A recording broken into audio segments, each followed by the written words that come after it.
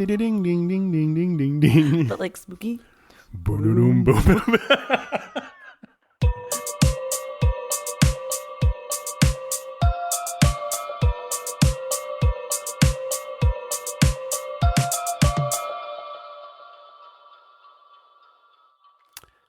Hey everybody, welcome back to another episode of ESPOOKYS Talk. That's right, everyone. Sorry for the unexpected hiatus, but we are back. Peekaboo. My name's Arturo, and I'm here as always with the bruja of all brujas, Eva. Hey everybody. So we have entered a spooky season. Ooh. And I know everybody's looking forward to all the pumpkin spice that's out there. And you're adding it to everything that you could think of. Tamales. Ooh, that would be really interesting.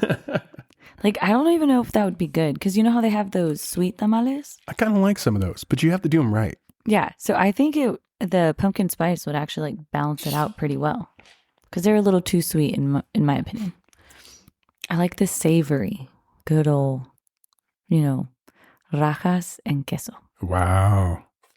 You know who makes a darn good tamale? Who? My good friend over at Simply Sabor. Do you think he'll finally sponsor us? I doubt it very seriously, but I like it enough to say it anyways. So my buddy's name is Marco over at Simply Sabor, downtown Mountain View, guys. If you're ever by Ava's downtown market here during the holiday season, go get you some tamales. Yeah. Maybe we should pitch in the pumpkin spice ones. Maybe. We could probably get him to do it. He'd probably laugh. All right.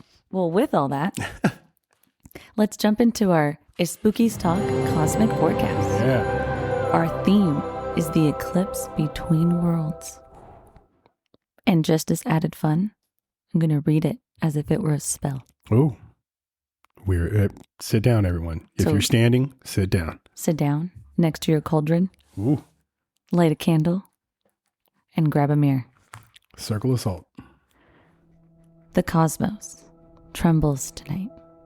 We stand between two worlds, the one we know and the one awakening beneath our skin. The full moon eclipse still burns, its smoke carrying away what no longer belongs. Whatever you've outgrown is already turning into ash. The sun in Libra tries to keep a balance, but even beauty casts a shadow. Not every harmony is honest. Not every love is meant to stay. Mercury whispers secrets through Scorpio's depths, and the veils between realms grow thin. Dreams blur with memory. The air hums with echoes. Tonight, light your candle. Speak to your reflection. Promise yourself rebirth, not perfection. You are the spell. You are the haunting. You are what rises when fear falls silent. Stay curious, stay protected, and stay spooky. Man. And that's it, ladies and gentlemen. Cosmic Forecast. And just like that, you shall grow into something strong and beautiful. And if this doesn't work for you, feel free to journal. Oh, man. You know what's kind of interesting? We were talking about what we wanted to discover, what we wanted to discover with all of our listeners, with us here chopping it up at the table. And it was funny that it was one of our listeners who sent in an email that said he'd really like to understand some of the things going on in his own home state. And boom, it came to me. I'm like, we should actually focus every periodically on a state itself and kind of go through some of the spookies that state has. And today we decided to go straight to the tippity top of the alphabet. Yeah, because, that just makes sense. Yeah. So we were thinking of starting off with the haunted heart of Alabama. Yeah, because they for sure have secrets. It's where the South keeps them. And so with that, let's jump in to how spooky it is with all of its ghosts and folklore lurking in the shadows. There's something different about Alabama. The nights are thick, here with fog, with stories and things that never really die. You know, Alabama's got a lot of things, from ghostly riverboats to restless souls in red dresses. Alabama's just a storyteller's dream, or maybe a nightmare. So grab your lantern. Tonight we wander through the haunted heart of Alabama. So Alabama folklore is super rich with tales of things like cryptids and urban legends, and it ranges anywhere from the elusive ape-like creatures to those ghostly apparitions that everyone associates with tragic events. You know, and Alabama's densely forested wilderness and swampy lowlands is what provides the prime setting for these mysterious stories. See, when I thought about Alabama, this is how much I don't know geography. I just thought flatland. What? So I'm super happy that you're, letting our listeners know. Like, nah, we're in swampy town. It's got it all. Alabama has it all. And it has the history to go along with it. But, they have everything, like I was mentioning, from cryptids like the Alabama white thing. Tell me about this thing. It is a thing. Alabama's most famous cryptid is like a large, hairy creature that's reported to be 7 or 8 feet tall, and it's covered in a thick white fur. It's been sighted ever since the 1940s, and it's mainly in the northern part of Alabama, so away from those swampy lands. It's described as being super fast and has glowing red eyes. And it's known for like an eerie screeching sound that resembles a woman's scream. Oh, man. Oh, man. Can you imagine you're like up north just minding your business, and then out of nowhere you hear, ah! No, I can't. Now if I am in Alabama up north and wandering around and I hear a woman, I'm going to try to take a picture of it. I mean, you should. You'd be a millionaire. Because I would be like, I think I found Yeti's cousin. Oh, here's another one. Because as you described the thing, it sounds like a Sasquatch. Like, yes, yes. Like Yeti. Because it's white. Yeah. Well, if you think you heard a woman scream, here's a good one from Alabama. It's called the Wolf Woman. Oof. Yep, exactly it. It's a legend, and it's part of Mobile, Alabama folklore. And its sighting started in like 1971. So the Wolf Woman is literally a creature with the head of a woman and the body of a wolf. The witnesses describe hearing eerie howls and seeing glowing eyes. There's no concrete proof that the creature was ever found, but there are several eyewitnesses. Oh my goodness, that just takes me to like, the chupacabras, like the idea of a half and half kind of thing. Absolutely. I'm telling you, these things are all connected. I think they are. I really do. And the creature's described as pretty, but hairy. Like the face of the woman's beautiful. Right, because I'm imagining, in the dense bushes and things like that, and the shrubs, as you're walking around, you see a woman, you're like, oh, just another woman. And then out of nowhere, it's not. It's like an oversized wolf. And then the fact that it's not Jacob, disappointing. Yeah. It's all about Team Jacob, man. Oh, man. I saw that just the other day. Anyways, the sightings ceased after a short period of time, but it stays very relevant in that area. And people always talk about it over campfires and things. They keep the legend alive. Oh, I like that. Yeah. Kind of interesting. And that's perfect for, nowadays with Dia de los Muertos around the corner. Absolutely. Absolutely. It's important to remember things. All right. So I have a more of a heart-touching story of the dancing ghost of Granter Harrison from Kingston, Alabama. Talks about how you can still hear the laughter and the stomping boots and the scratching of fiddles echoing through Kingston's woods. This is because Grancer loved a good party. He was all about being the center of attention at any party. So much that he danced through the hall built on his plantation just to keep the music going. He was like, hey, come to my plantation. I have built the perfect hall. You are all dancing with me. It makes me think that he was, had the money for it and loved a good party. So he just became the host. I like it. Because even after his death, he wasn't done dancing. The locals swear that on moonlit Thursdays, you can still hear the music coming from the direction of his tomb. As in the afterlife itself couldn't stop the rhythm. He's over there just dancing away on his grave. That's kind of dope. That is dope. One of the crazy things that happens, especially, and it happens everywhere. It's not just in Alabama, but there's a lot of people who say that near cemeteries, near things like that, that there's residual energy, because energy is infinite. Right. And you can still hear or feel the leftover energy of the people who are laid to rest there. Some of these things, and there's a couple of different ones across the country, just like in Alabama, at the Dead Children's Playground. The Dead Children's Playground is a playground in Huntsville, Alabama, and it's adjacent, right next to the Maple Hill Cemetery. And what it's rumored to be, it's haunted by the spirits of children. So the legend claims that the spirits are primarily these children who died during the 1918 Spanish flu pandemic. Oh, wow. And it severely impacted that area. And it resulted in all of these deaths and all these young children being buried in this particular cemetery.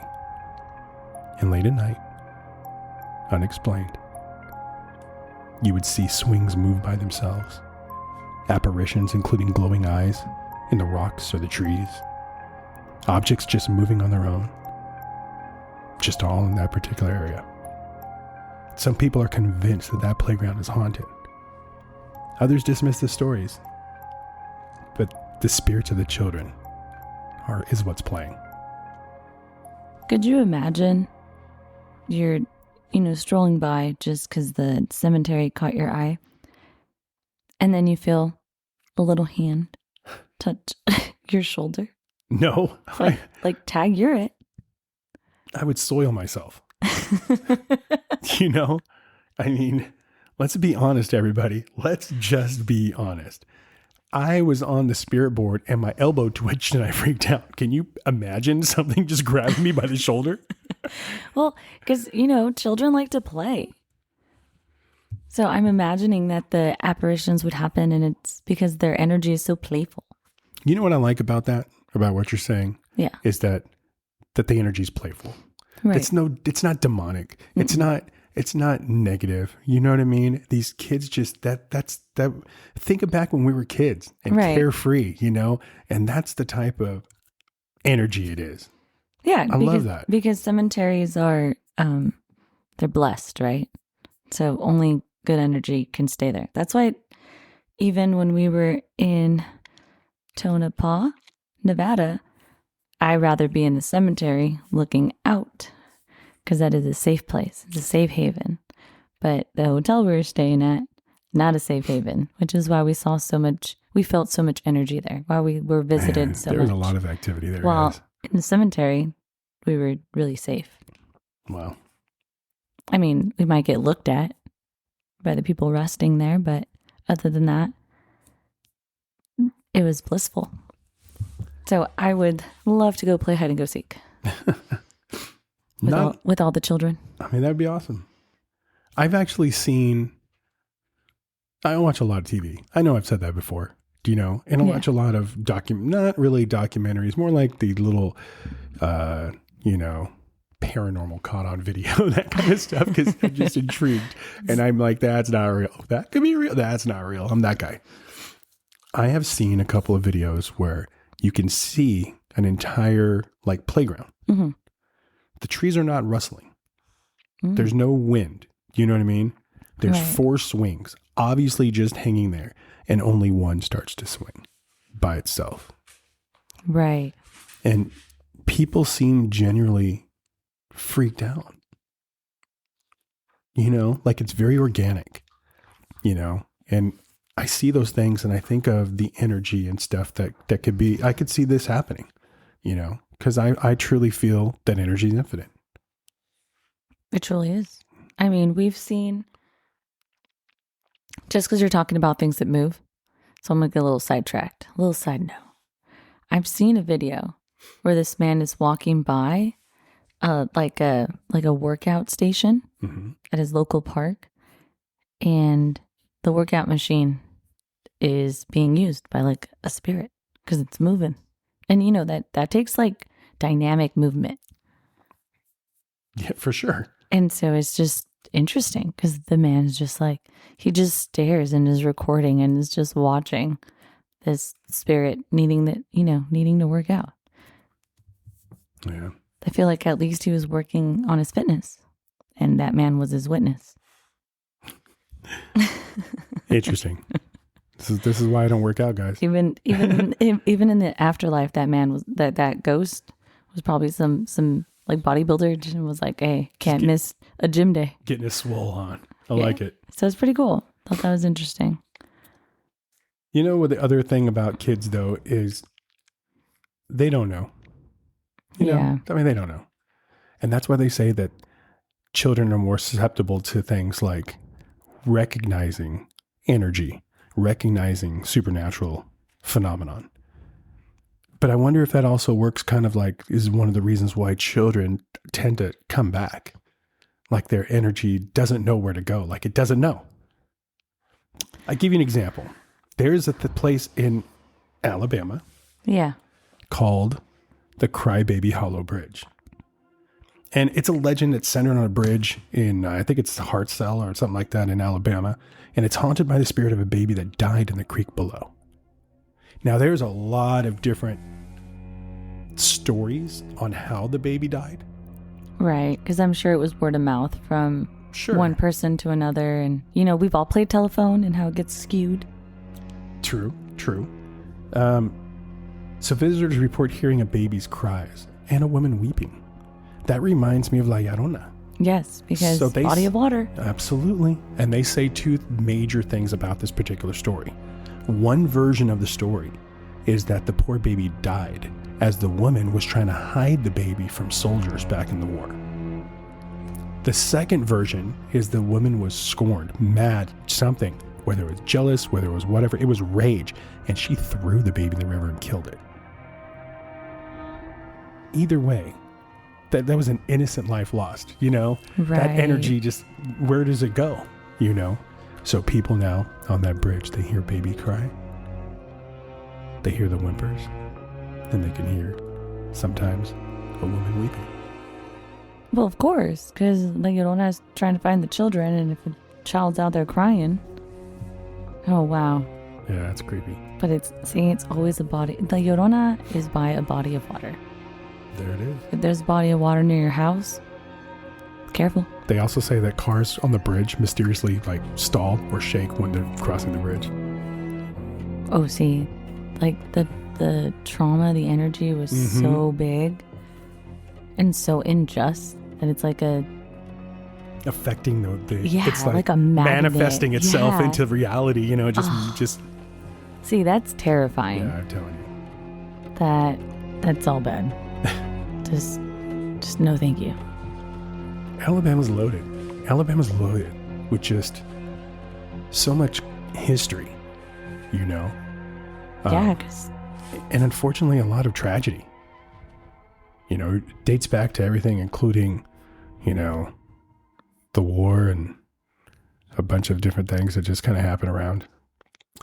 But I think it also has a lot of cultural significance in American culture being in the South, you know? Yeah. One of which is like the witch in the woods. There's a story, reports of a witch dwelling in Alabama's remote wooded area. And it's like a reoccurring theme in all the folklore and stuff around there. But while the story varies by whoever's telling it, the witch in the woods often appears as a menacing figure who's known to torment those who wander too far into the forest. Wow. I wonder what she was protecting. I don't know, but that's kind of a common tale as well. Yeah. And it's always the woods. Why is that? Well, there's something magical about the woods. Like, think about the time that you might have felt frustrated or annoyed or just not feeling too great. And then you decide to go for a hike. Mm-hmm. And after being around nature, and also, of course, obviously exercise, but just being around nature is so healing. And so I think that's why witches are always in the woods. Because there's so many herbs and natural remedies and things that you can live off of. Sure, I can see that. Worth protecting. It's kind of strange. This particular story really, really got me, because when I was doing a little research and reading about it, depending on who tells this story, it varies. And I mean, it varies. Some people say that it's just a vengeful person who wanted to is shunned and went into the woods. There's another story that says it was a shaman that was burned at the stake and that the spirit is protecting the area. Okay, I have my money on that one. Oh my gosh, I'm telling you. Because that makes sense, right? Like, we just talked about how the bridge manifests its own reality because of the amount of energy that's stagnant there. Why would burning women at a stake be any different? You know what I'm saying? True. Equally as awful. True. So these are all tragedies, and so energy, when it doesn't know where to go, it stays put. Yeah. So and it's for infinite amount. And how do you neutralize that energy? Some people think calling your local pastor and like praying over it, and other people think just trying to remedy it with like music or trying to soothe it. Right? Yeah, for sure. So, there's all these different cultural beliefs, but I think the worst thing you could do is pretend it doesn't exist. True that. I think it's important to know that these catastrophes happen, because can you anger energy? I think you can. I think you can make it worse. Think about it. Just a question that I've had, because I see a lot of things and I've read some things on, I do my best to inform myself. Right. Because I know that I don't know. I'm that guy. I'm always confused. I say that all the time. All the time. I'm always confused. But I see that, like, people say when things happen in a certain area, you can't do certain things. You agitate spirits, they call it, lots of different things. Like, is it your own frequency that's manipulating the energy and making it angry? I don't know. Well, if I could share a little piece of my beliefs here. Please do. We all manifest our own realities, and we do that through our nervous system, right? So, like, how you're feeling is how you're feelings are meant to be felt, but your own mindset is how you manifest things into your reality. If you go around saying, hey, I'm super broke, I'm a broke person, then that's where you're going to be in life, right? But if you change your mindset to, I'm going to learn everything that I can to be financially successful. Now you've set a goal. Now you have a drive, right? So it's just calibrating yourself into how you want that outcome. Let me put it in simpler terms. All right. How many times have you driven down the highway, okay, without allegedly, okay, allegedly driven down the highway, gone above the speed limit, okay, and then said, I really don't want to get pulled over. I really don't want to get pulled over. And you're saying that over and over again in your head. And in the corner of your eye, you can see a highway patrol doing his job. Yeah, that's happened to me. Allegedly. And... Oh, no, that happened to me. I don't want to incriminate you. I'm trying to help you. I got you. But, hey, yeah, that's happened to me. and like other times when it's not on your mind and you're kind of driving, but you're almost on autopilot. And so you're speeding, but not aware of it because you're looking at other things, being safe or cruising to your jam, you're on autopilot. That you get to your destination, you didn't see any cops. You were perfectly fine because your mindset wasn't manifesting and calling that into existence. Now, again, it's just a belief. True. But I can see that. I really can. Because I'm applying that to not just driving along. You know what I mean? But I'm applying it to so many different things, and it's true. Yeah. Like I don't always give the best directions.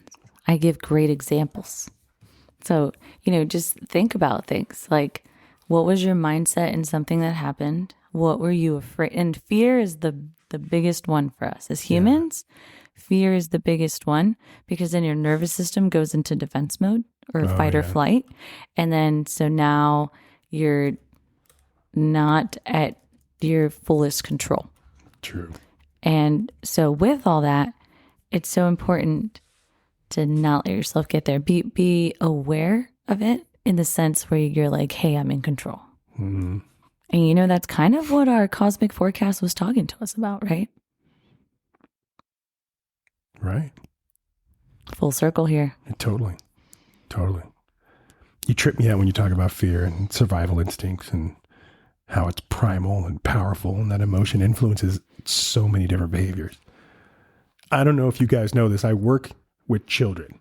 Right. But in my position, I'm kind of a behavior technician, a behavior specialist. Yes. And I see all these things, and so many behaviors and things just happen out of fear.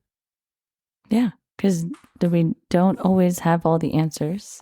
And so you try something, especially with our youth, right? They're learning through reactions, through actions. And so I always try to tell them, when you can, use your words. Totally. But it's hard, even as adults. Yeah, it is. It's hard to communicate because the fear is that because there's no guarantee that the person will understand what you're communicating. That's the hard part about communication. You can say it and explain it, but there's no guarantee that the person's going to comprehend. True that. Big things, man. The big three: fear, love, anger. Yeah. The big three. You know what's kind of tripping me out? We're talking about all these things that kind of are connected. Everything's connected. Always.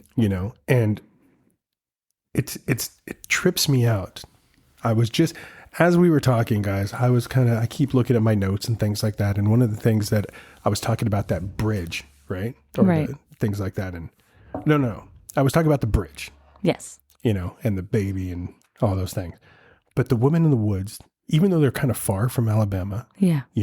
One of the things is the legends is that a woman in the 1800s who was labeled a witch after her child drowned from a bridge. And it's said that she cursed the child's graves, and her own spirit now haunts the area. It's just, like I say, it depends on whoever's telling the story. It changes. But all of those things are connected. Yeah. If they feel that is happening, and I understand it's like a game of telephone. It kind of goes from one person that changes a little bit. I don't think they're morphing. What I think is all of their realities are just kind of blending together. Right. They're trying to justify the energy. Yeah. By labeling it. That's a good way to put it. It's got to be the lady that's baby died off that bridge. Even though it just, I don't know, it trips me out. I got little chills. Because I think of all of these different things and how many of them are just one, how many of them there's so many different stories. But see, legends. If we just kind of zoom out our lens just for a second, everything we just spoke about ties us to our title today. Yeah. The Haunted Heart of Alabama. And again, like, perspective is heart, right? Like, it just depends. They say beauty's in the eye of the beholder. Yeah. Things like that. Like, it truly is, depending on the perspective, depending on how you feel towards the lady who lives in the woods. Is she a witch? Is she just somebody who wants to live on their own and not be bothered? Man. You know what I mean? I do. It's all perspective, and this is just interesting. That's how we get these stories. But just digging to try to find the truth. Yeah. That's the fun part. I'm telling you guys, this is going to be a great series. This is going to be a great series that we're going to bring to Spooky's Talk, because we're going to go from region to region and be able to explore all the different like legends and folklore and, you know, urban myths and things like that. And then we get to find the connection between them all. Right. This is why I do what I do, guys. This is it. I love the journey. I love the search, you know, because I ain't lying when I say I'm confused. I'm confused, man. Like, I don't know what's real. I don't know what's going on. But what I do know is that I feel something. And when you feel it, you know, whether it's tangible, whether you can hold it, where you can whatever, I feel something's out there. And it makes it, call it spiritual, call it religious. I don't know. I don't know what it is. But that's what makes me want to go forward. And then I see people like you. You trip me out because of your connection to everything. You know, you're so in tune. And then I kind of feed off that and I bounce some ideas off you and I see, you know, throw the spaghetti on the wall, see if it sticks. You know what I mean? And then you come back with these, what I could only consider random, crazy thoughts. And then I sit there and I think long after you leave, I'll be sitting on the couch. I'm like, damn, that makes sense. I'm telling you, it's like an inner knowing, but it's also just observing and listening. I truly enjoy talking to people, and I know you do too. And that's where these stories are coming from. Like, I want to share that a good friend of mine reached out to me via Instagram and was like, yo, I didn't realize this was your podcast that you keep promoting. I was like, bruh. It is. Who do you think's the brujaha of all brujas? And he was like, I'm going to check it out. And so he checked out our first episode, La Llorona, right? And then he was like, I have to share, when I was at my cousin's house, I heard her. And then, you know, he shared that story and he was in Mexico. So I was like, okay, obviously. And I was like, but wait. There's more. Were you by a river? And he's like, yeah, the house is by a river. And I was like, I knew it. I knew it. And, you know, this is something that through our investigation, through our episodes, we've come to put, I can say that's a fact. If you are by a body of water, your chances of seeing La Llorona, hearing La Llorona, interacting with La Llorona increase. They just jump up. You don't want that? Don't live by a body of water. Don't do it. Just don't do it. I haven't heard lakes yet. But canals and rivers, like the water has to be moving. The stories that I hear from lakes are something a little different. The stories that I hear from lakes are different. We'll get into it someday. Yes. Because it tends to be like, not all of them obviously, but most of the stories that I've heard of like spirits or hauntings or energy and things like that are all revolve around tragedy, around lakes.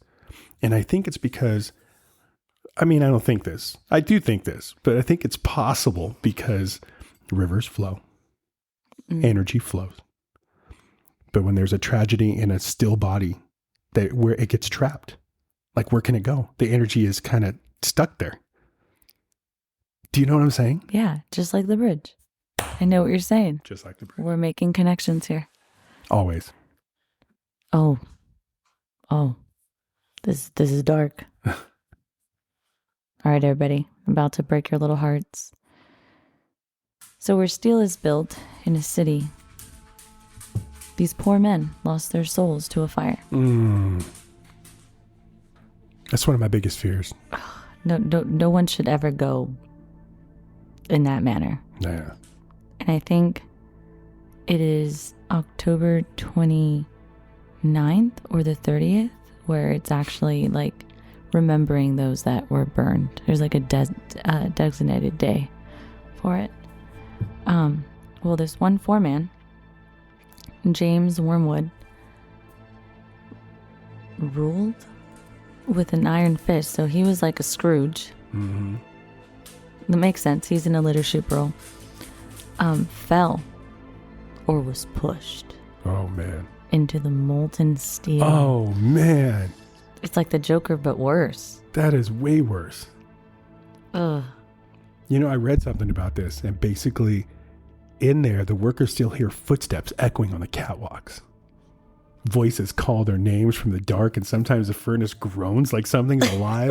Like it was just, I was reading that and it was crazy. I almost didn't want to talk about it because it makes me so uncomfortable. Oh man. And I know that our listeners can tell because I'm like looking at my notes, trying not to read them, give it a little tone, a little flair, but I couldn't do it. I just keep picturing it. Like I literally picture it just like the Joker, but it, just like molten lava. Like, oh, that's awful. I can't. No, I can't. And like the catwalks where you can see through the holes, like yeah, absolutely not good. Like what would be left? Nothing. Like straight ash. Just gone. You melt you to nothing. I mean, if you could think of being, I don't know.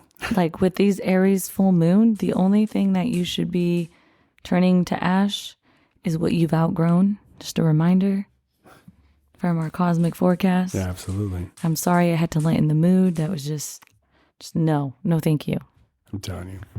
If you can imagine being cremated and a cremated body just turns into human remains, ash, but you call it human remains because they're still bone fragment, things like that. Right. I mean, molten steel? Nah.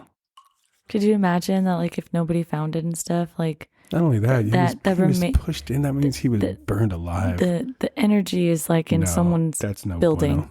That's no bueno. It's like a steel building somewhere.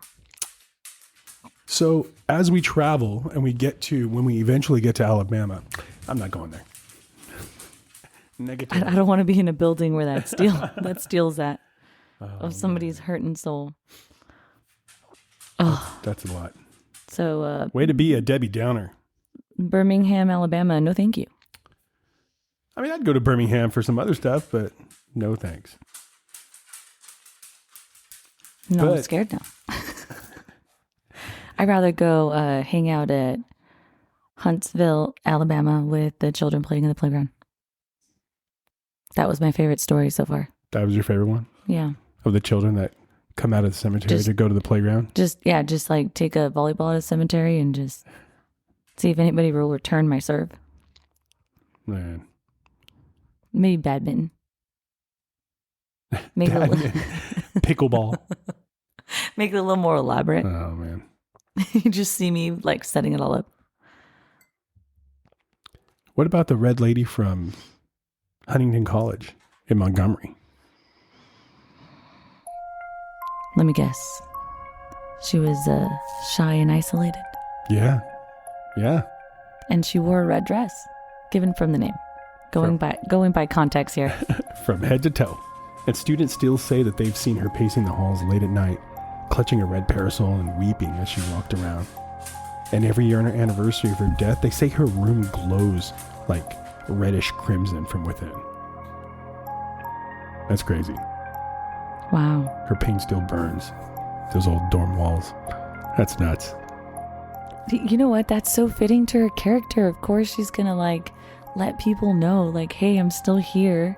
Let me just shine in my color. Like, that's wild. That's wild. And red is such a color, right? I'm going like through the psychology of like that being your favorite color. Red is such an attention-seeking color that it's crazy to me that she was so shy and isolated. So I wonder what was going on here. I don't know. I want to know what happened. So that energy comes back and just glows red. What about the energy that goes into the physical realm? Like there's one thing from Alabama. I remember reading about it. I don't remember where it was from, but it was called Hugging Molly. Hugging Molly. It's basically a tale that describes an unnatural, tall, black-robed figure that wanders the street at night and literally suddenly grabs people, often children, just squeezing them and then letting them go. No words, no sounds, no anything.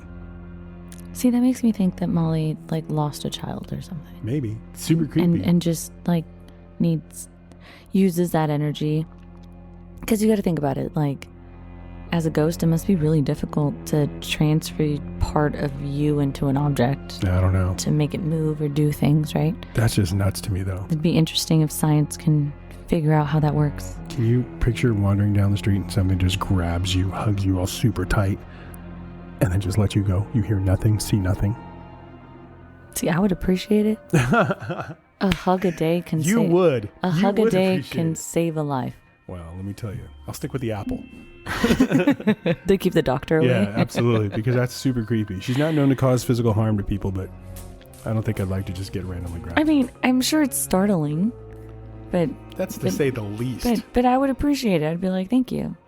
And maybe she just wants to be noticed and Thanks, Malls. thanked. Just high five and away you go. No, you hug her goodbye. Obviously. That's a lot. That's a lot. You know, we could go on and on. There's so many different stories, Right. so many different things, especially from that part of the U.S., you know. And we're going to be hitting up another part in a little while. But Alabama, my goodness, guys, you got some stuff. You got some history. Yeah, but I'm really happy that the stories that we shared today are, you know, not talking about all the war and stuff that has happened, because of course all that holds trauma and everything like that. I'm glad that there were some silly ones, and then there were some dark ones, a little bit of everything for all of our listeners. We're keeping you guys in mind. We're trying our best. Absolutely. This is for, this is for you guys, and we'll eventually get to your state. And you know what I'd love for you guys to do is, if you are in Alabama, hit us up. Let us know. Tell us other stories. Tell us other stories. that our resources won't tell us. Absolutely. The underground stories, those are the best. Oh, man. You can always reach out to us just by hitting the link in our bio, or you can email us directly at ESPOOKYS TALK, ESPOOKYS TALK @gmail.com.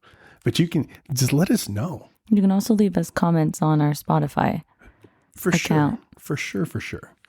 And I think you guys should not only maybe hit us up if you're from Alabama, but hey, if you got some spookiness happening in your neck of the woods, I think you should let us know so we can investigate that. And if you have your own story, we'll share that too. Let us know, guys, because this is as much about you guys as it is about us and all of the strange phenomenon that we experience. And of course, we want you to mark it on your calendar, because we have a special episode airing on Halloween. The spooktacular episode on Halloween. I love it when you say that. I mean, I can't, we can't say too much, but it's going to be awesome. I will tell you that you'll need your cauldron. Ooh. Maybe a bowl of water and a couple bay leaves. A couple drops of oil. Perfect. Yes. I'm so proud. Yay. Yay me, learning. Look at me learning things. Well, guys, it is about that time. I hope you enjoyed the ride that we took down to haunted Alabama. And we sure discovered its heart. Oh, yeah. Even though it's a little haunted. The haunted heart of Alabama. But tonight, guys, as you lay down to rest, be sure to check under your bed. Lock your closet and mirrors. It's a spooky time.